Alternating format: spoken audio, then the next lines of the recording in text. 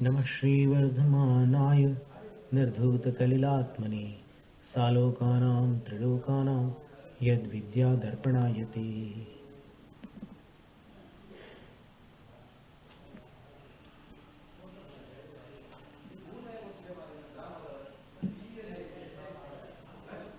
परिग्रह विरत्यणुव्रतात् जयः पूजातिशयं प्राप्तः।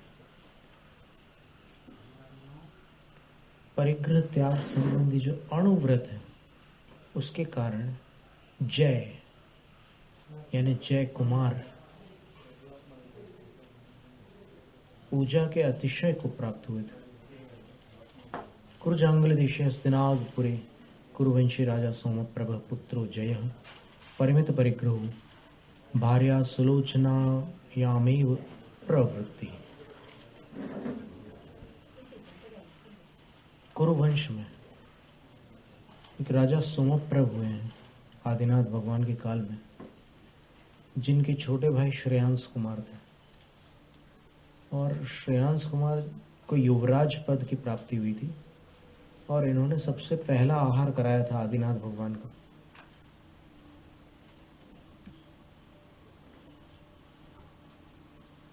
तो कुरुजांगल देश के हस्तिनापुर में कुरुवंशी राजा सोमप्रभ, उनके पुत्र जय कुमार परिमित परिग्रह व्रत के धारी थे, सीमित परिग्रह रखने वाले थे और भार्या सुलोचनायामेव प्रवृत्ति, और केवल अपनी एक जो सुलोचना जो उनकी पत्नी थी, बस एक पत्नी उनकी थी, उसने उनका एक पत्नी में ही वो था संकल्प।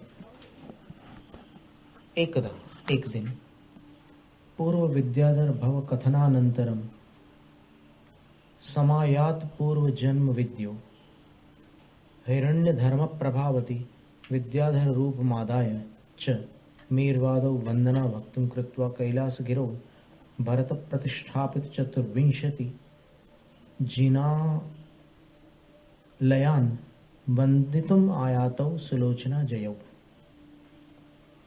अब एक दिन की बात ऐसी हुई कि ये जयकुमार और सुलोचना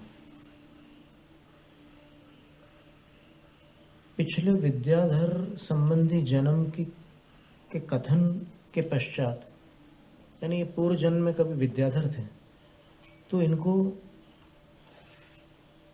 पूर्व जन्म का स्मरण हुआ और स्मरण होने के बाद दोनों को अपने पूर्व भवों की सिद्ध की गई विद्याएं भी वापस प्राप्त हो गई। तो वो हिरण्य वर्मा और हिरण्य धर्म लिखा है इसमें, वर्म भी पाठ है, हिरण्य वर्मा और प्रभावती। हिरण्य वर्मा जयकुमार और प्रभावती सुलोचना। तो जयकुमार और सुलोचना को उस जन्म का स्मरण होता है और उस जन्म की विद्याएं उनको प्राप्त हो जाती है। तो वो अपने विद्याधर रूपम आदाय मेरवादव, वो अपने पुराने विद्याधरों का रूप धारण करके उन विद्याओं के प्रभाव से वैसा ही रूप बनाकर मेरु आदि की वंदना भक्ति करके कैलाश गिरी पर आते हैं। जहां कैलाश, ये शब्द ध्यान में रखना, कैलाश नहीं है, संस्कृत भाषा में कैलाश ये स है, साधु का स है, शीतलनाथ भगवान का श नहीं है।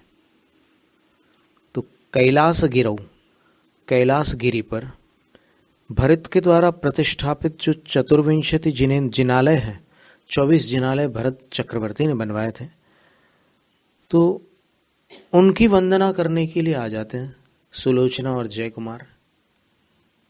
तत्प्रस्तावेच, उस प्रसंग पर सौधर्मेन्द्रेण जयस्य स्वर्गे परिग्रह परिमाण व्रत प्रशंसा कृता। सौधर्मेन्द्र ने जय कुमार के परिग्रह परिमाण व्रत की प्रशंसा कर दी स्वर्ग में। अब इनको जाति स्मरण हुआ जय कुमार और सुलोचना को, और ये मेरु आदि पर्वतों की वंदना करके कैलाश पर्वत पर आए और भरत चक्रवर्ती द्वारा निर्मापित 24 जिनालयों की वंदना करने के लिए आए। और तब सौधर्मेंद्र ने स्वर्ग में इनके परिग्रह परिमाण की प्रशंसा कर दी। ताम परीक्षितुम रतिप्रभ देव समायातः। तो ये पक्की बात है कि सौधर्मेंद्र कभी भी जब प्रशंसा करता है किसी की तो सारे देव चुपचाप नहीं बैठे रहते हैं। ये अपन ने जितनी भी कथाएं अभी तक पढ़ी हैं तो उन कथाओं में अभी तक यही मिला है कि कोई ना कोई वो यहां आ जाता है चेक करने के लिए। तो वैसे एक रतिप्रभ नाम का देव यहां पर परीक्षा लेने आ जाता है। तथा स्त्री रूपम आदा है, अब उस स्त्री का रूप बनाकर चतुश्री विलासिनी भी सह, 4 और स्त्रियों के साथ जय समीपम गत्वा भणितो जय, जय कुमार के निकट आकर के जय कुमार से कहता है, सुलोचना स्वयंवरे येन त्वया सह संग्राम कृतः तस्य नमि विद्याधरपते राज्ञीं स्वरूपाम अभिनव यौवनाम सर्व विद्याधारिणीं तद विरक्त चित्ताम इच्छ यदि तस्य राज्यम आत्मजीवितम च वांछसीति। अब वो रतिप्रभ जो देव है वो आकर पहले तो इसने स्त्री का रूप बनाया, 4 स्त्रियां और बनाई उनने अपनी विक्रिया से, और इसके पास आकर जय कुमार से कहा कि सुलोचना के स्वयंवर में जिसके साथ तुमने संग्राम किया था, युद्ध किया था, अर्क कीर्ति के साथ युद्ध हुआ था, तो उसमें तस्य नमी विद्याधर पते राज्ञीम, तो वो नमी नाम का जो विद्याधर राज था उसकी रानी, सुंदर रूप से युक्त, नव यौवन से संपन्न, सर्व विद्याओं को धारण करने वाली और नमी विद्याधर के प्रति जिसका मन उखड़ गया है,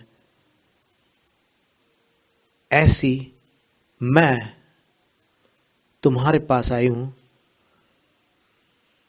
मेरा पति तो तुमसे हार गया था युद्ध में, तो अब मैं तुमको चाहती हूं, तो मुझे स्वीकार करो।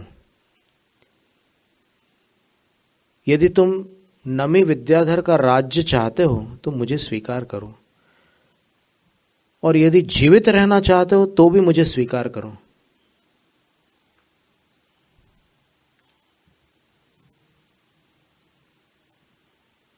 एतदाकर्ण्य जयेनोक्तम हे सुंदरी मैवं ब्रूहि परस्त्री मम जननी समानेति। ये सुनकर जय कुमार कहता है कि ऐसा मत कहो, दूसरे की पत्नी मेरे लिए मां के समान है, परस्त्री मेरे लिए माता के समान है। ततस्तया जयस्य उपसर्गे महति कृतेपि चित्तन न चलितम। फिर उसने जय कुमार को विचलित करने के लिए जो उपसर्ग कोई नारी कर सकती है एक पुरुष का मन डिगाने के लिए, वो सारे महान उपसर्ग किए, लेकिन तब भी जय कुमार का मन विचलित नहीं हुआ। ततो मायाम उपसंहृत्य पूर्ववृत्तम कथयित्वा, फिर उसने अपनी माया को समेट कर अपना असली रूप प्रकट करके इंद्र की सभा में जो चर्चा चली थी वो सब बताकर प्रशस्य च वस्त्रादिभिः पूजयित्वा, प्रशंसा की और वस्त्र आदि दे करके जय कुमार की पूजा की, पूजा करके स्वर्गम गतः, वापस स्वर्ग चला गया। इति पंचम अणुव्रतस्य, इस तरह 5वें अणुव्रत की कथा थी।